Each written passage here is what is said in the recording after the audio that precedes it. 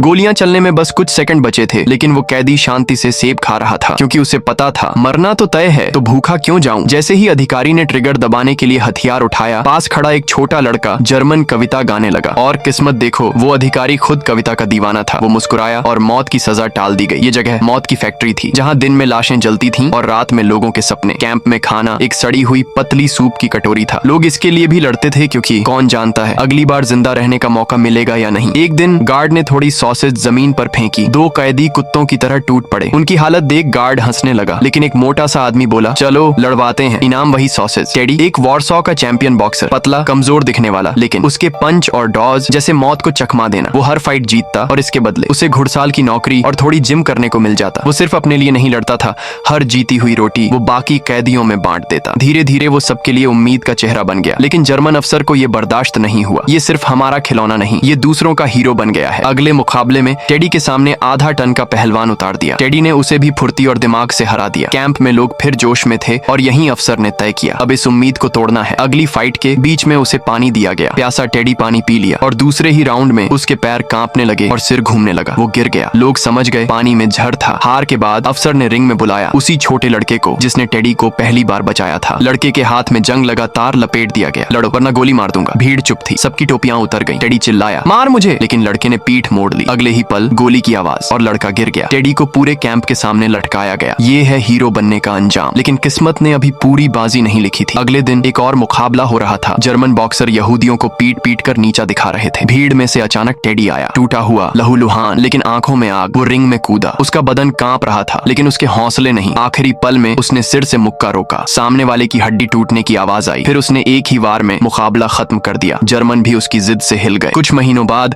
Teddy को दूसरे camp भेजा गया और 1945 में जब युद्ध खत्म हुआ, वो उन गिने चुने लोगों में था जो ऑश्वित्ज से जिंदा बाहर आए। और हर कोई जिसने उसे देखा जानता था उसने सिर्फ अपनी जान नहीं, दूसरों की उम्मीद भी बचाई थी।